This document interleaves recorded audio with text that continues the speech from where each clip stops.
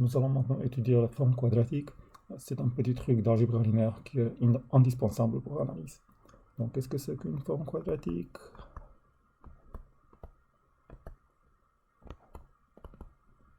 Une forme quadratique, disons Q, qui est une fonction qui va de RK dans R.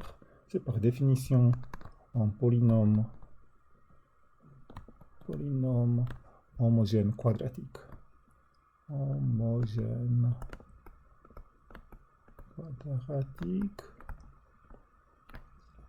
Donc, qu'est-ce que ça veut dire? Ça veut dire que Q est une fonction de K variable, de x1 jusqu'à xk. C'est quelque chose de forme qu'on a des coefficients, des nombres réels, bij, et fois xi fois xj, ici. I et j va de 1 jusqu'à k. Non, nous pouvons et nous allons supposer toujours que bij est égal à bji, et ce sont des nombres réels. Okay. Un petit exemple pour, disons, k est égal à 2, nous pouvons prendre q de x1, x2, x1 carré plus 6 fois x1, x2, plus 5 fois x2 au carré. Nous pouvons écrire q en général aussi en utilisant des matrices. Donc, cette expression-là s'écrit aussi comme x transposé fois b fois x. Donc ici, x est juste le vecteur avec les composants de x1 jusqu'à xk. Voilà. Et b, c'est une matrice. B est matrice k fois k, dont les éléments sont b et j. Cette matrice est symétrique.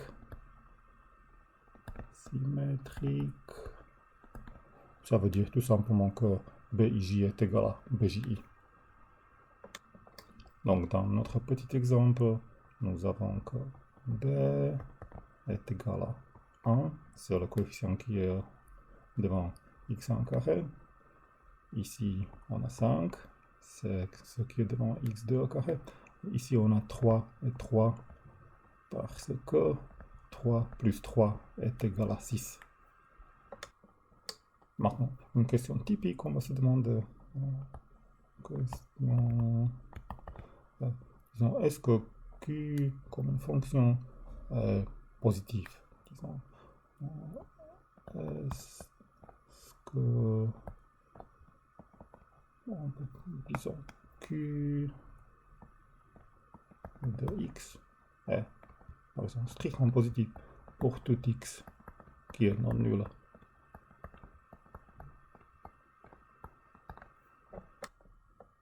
Et pour reprendre une telle question ou une question similaire, nous avons le théorème suivant.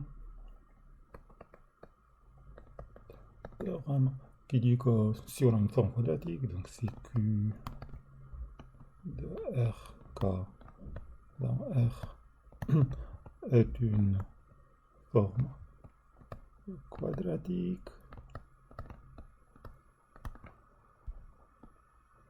alors après un changement convenable de la base, donc après un changement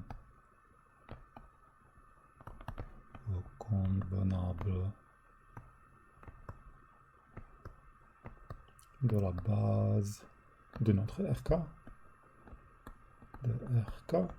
notre forme quadratique devient donc on a que Q de x1 jusqu'à xk, quelque chose de très simple, c'est tout simplement une somme de ci fois xi au carré, ou de plus le ci sont des nombres très faciles, sont soit plus ou moins 1 ou soit 0. Donc ça appartient à 1, moins 1 et 0. Bon, avant de donner la preuve générale, essayons juste de calculer notre exemple précédent. Donc, qu'est-ce qui se passe? Exemple, nous commençons avec x1 au carré plus 6 x1, x2 plus 5 x2 au carré. L'idée est tout simplement de compléter les carrés. Donc ici nous avons x1 au carré plus 6 fois x1, x2. Donc ça je peux écrire comme x1 plus 3 fois x2 au carré. Oui, ça me donne les deux premiers termes. Ça et ça. Mais ça me donne encore 9 x2 au carré. Donc ça je vais soustraire.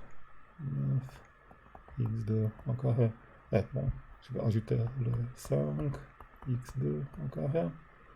Donc tout ensemble c'est x1 plus 3 x2 carré moins 4 x2 au carré. Oh, c'est-à-dire c'est x1 plus 3 x2 au carré moins 2 x2 au carré. Et si j'appelle maintenant la première chose par y1, la deuxième par y2, alors c'est égal à y1 au carré moins y2 au carré. Donc nous allons changer la base, ou changer les coordonnées d'une manière linéaire. Donc, nos nouvelles coordonnées sont ça et ça, c'est-à-dire y1 et y2. Et nous voyons maintenant que notre forme quadratique est y1 au carré moins y2 au carré. Et ça, je peux dire, c'est quasiment la preuve de notre théorème. Donc, dans ce cas-là, est-ce que notre forme quadratique est positive partout? Bon, si on voit cette expression, alors ce n'est pas évident, mais une fois que c'est transformé à cette expression-là, il est évident qu'il y a des endroits où c'est positif, mais aussi des endroits où c'est négatif. Donc, c'est quelque chose comme ça. Disons, si ça c'est la droite d'où y1 est égal à y2, et ici y1 est égal à moins y2, donc peut-être que notre forme est positive là et là, et elle est négative là et là.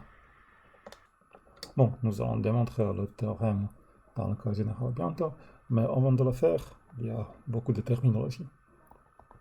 Terminologie.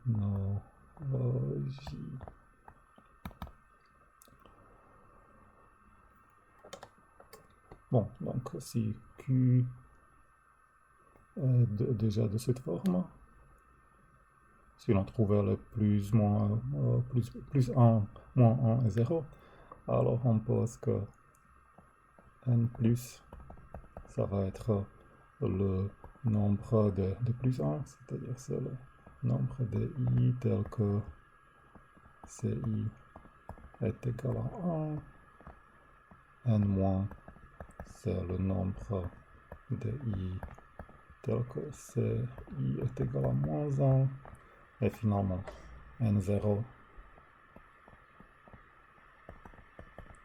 c'est le nombre de i où ci est égal à 0. Donc c'est-à-dire on a n plus n moins plus n0 égale à k, certainement.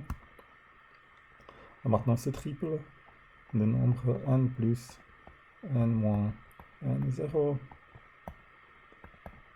est appelé la signature de notre forme quadratique. La signature de Q. Encore un peu de terminologie. On dit que Q est définie positive définie positive si Q de X est strictement positif pour tout X qui est non nul. C'est-à-dire la signature dans ce cas-là doit être que n plus et k, c'est-à-dire tous les coefficients sont égaux à 1, et les autres n moins et n0. 0. Ok, après Q est défini négatif.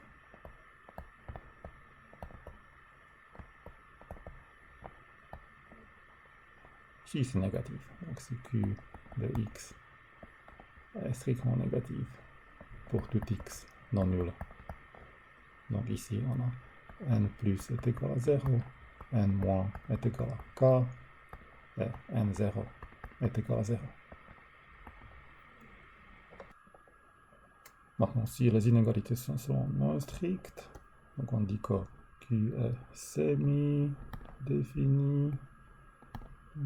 défini positive. Tout simplement si c'est une fonction positive. Donc si Q de X est plus grand ou égal à 0 pour tout X. Donc ici, la condition est que n moins est égal à 0. Et semi-définie négative si Q de X est négatif pour tout X. Donc ici la condition est qu'on n'a pas de coefficients qui sont plus 1, c'est-à-dire que n plus est égal à 0.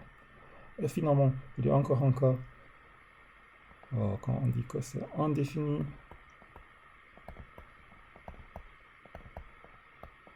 Si il existe un point où c'est strictement positif, mais aussi un point où c'est strictement négatif. Donc si il existe U et V dans RK tel que Q de U est strictement positif et Q de V est strictement négative. Donc qu'est-ce que ça veut dire pour la signature? Ça veut dire que n plus est plus grand que 0 et aussi n moins est plus grand que 0. Ok, peut-être encore dans notre exemple. Dans notre exemple, c'est indéfini. Donc c'est indéfini. Vous voyez, il y a plus ici, il y a aussi moins là. Aussi, il y a un endroit où c'est strictement positif et un endroit où c'est strictement négatif.